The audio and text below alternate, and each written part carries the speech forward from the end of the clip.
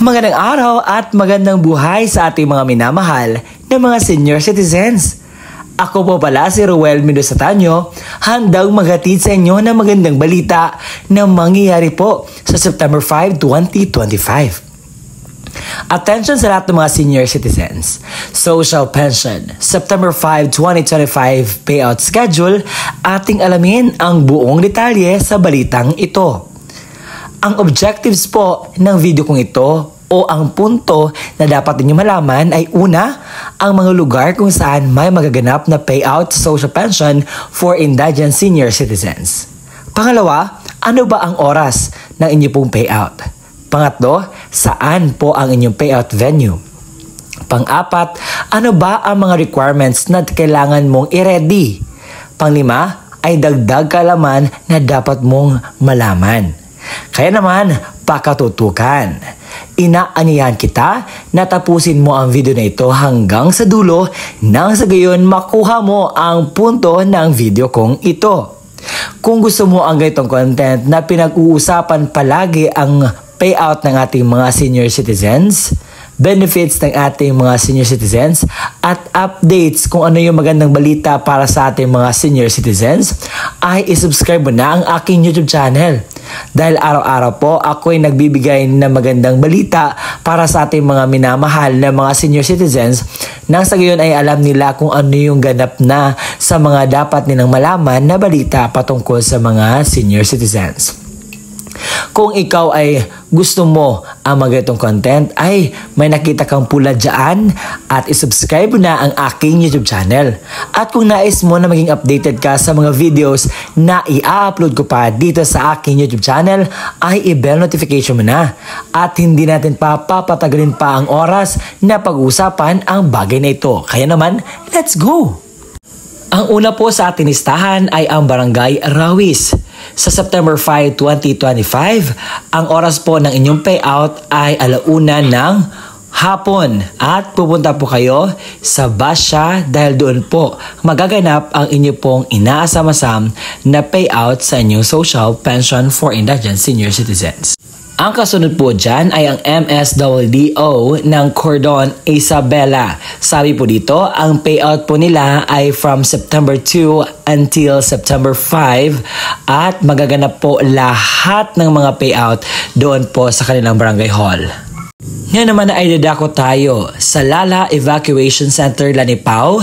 Ang oras po ng inyong payout ay 8:00 hanggang 5:00 po ng hapon at pupunta lang po kayo sa Lala Evacuation Center at ang inyong pong payout ay magsisimula sa September 2 until September 5. At hindi rin magpapahuli ang Carmen sa Barangay Kilala na may 58 pensioners, Barangay Kitulaan na may 174 pensioners, Barangay Pebpuluan na may 34 pensioners, Barangay Lanuon na may 88 pensioners, Barangay Longogan na may 80 pensioners, Barangay Tunganon na may 149 pensioners, Barangay Tupig na may 144 pensioners, Barangay Palanggalan na may 167 pensioners, Barangay Ranzo na may 181 pensioners, Barangay Kibenes na may 164 pensioners. Ang oras po ng inyong payout ay umaga po magsisimula at ang payout venue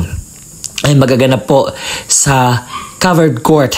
Lahat-lahat po ng mga barangay na aking na-mention.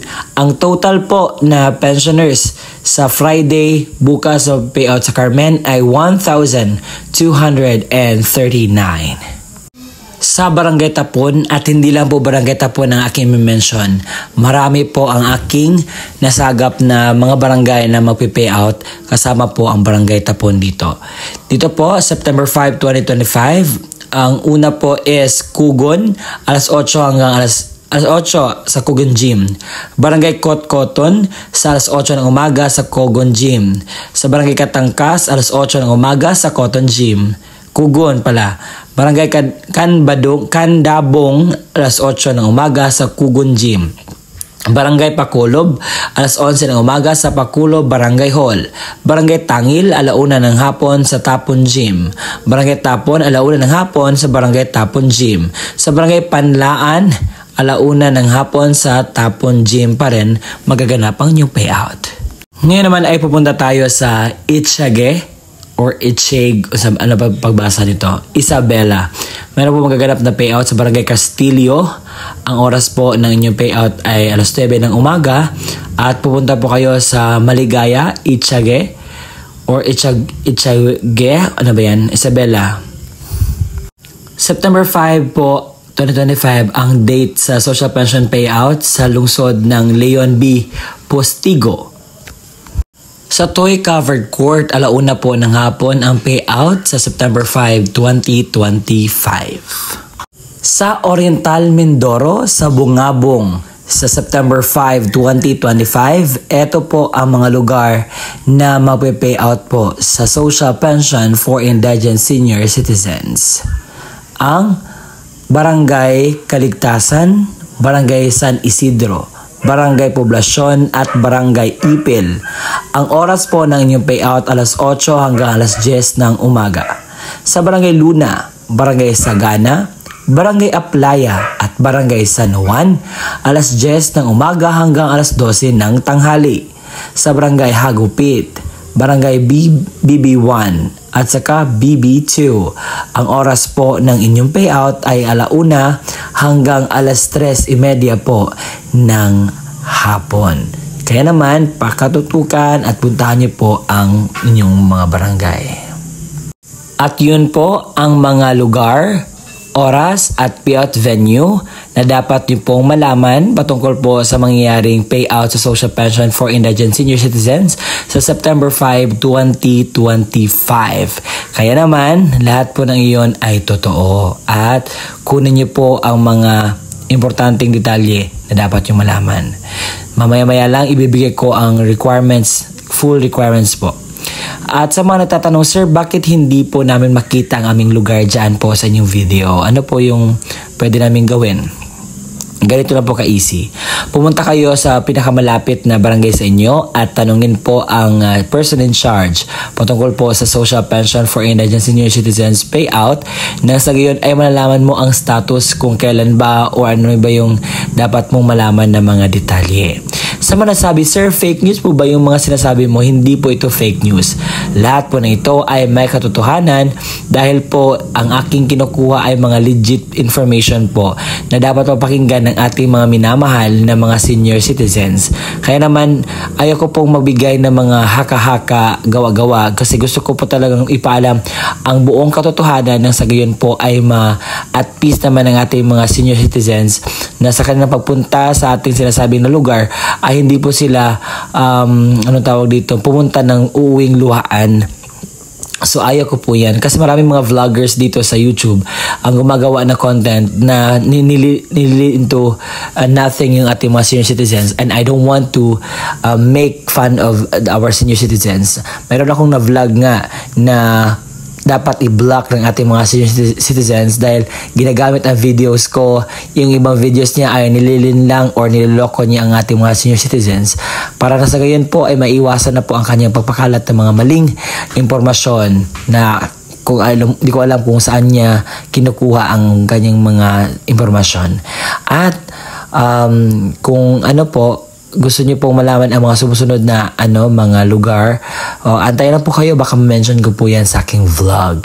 At sa puntong ito ay ibibigay ko na sa inyo ang kumpletong detalye ng mga requirements na dapat niyong kumpletuhin para po sa payout na magaganap sa September 5, 2025. Beneficiaryo, isang malinaw na Xerox ID ng senior citizens na mayroong 3 orihinal na pirma o thumb mark sa katulad ng ID ng senior citizens.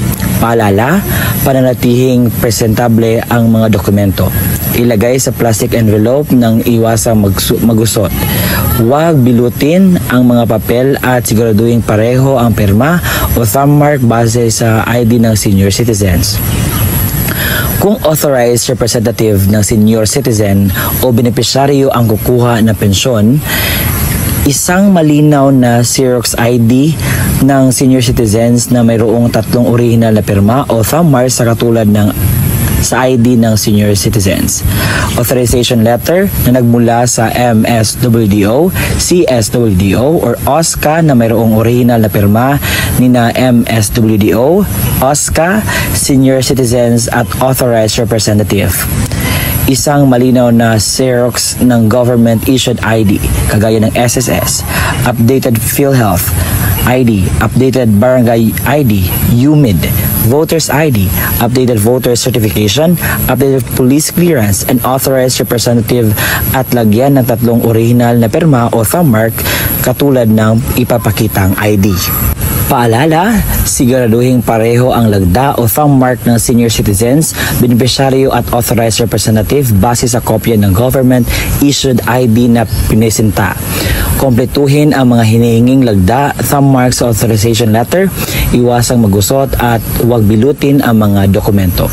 Kung namatay na ang beneficiaryo, isang malinaw na Xerox ID ng pensioners. Warranty letter na nagmula sa MSWDO, CSWDO o OSCA na may pirma ni MSWDO. Xerox ng death certificate ng beneficiaryo na may mayroong serial number. Isang malinaw na Xerox ng government-issued ID, kagaya ng SSS, updated PhilHealth ID, updated Barangay ID, UMID, Voters ID, updated voter certification, updated police clearance ng authorized representative at lagyan ng 3 original na pirma o thumb mark katulad ng ipapakitang ID. Palala, kompletuhin ang mga hinihinging lagda o thumb mark sa warranty letter, iwasang magusot at huwag bilutin ang mga dokumento.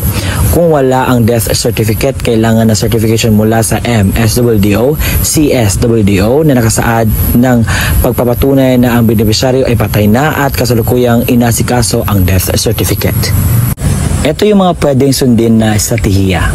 Ang pagbibigay ng pensyon sa mga beneficiaryo ay per barangay o clustering per barangay upang maiwasan ang pagkakaroon ng maraming pagsasama-samang mga tao.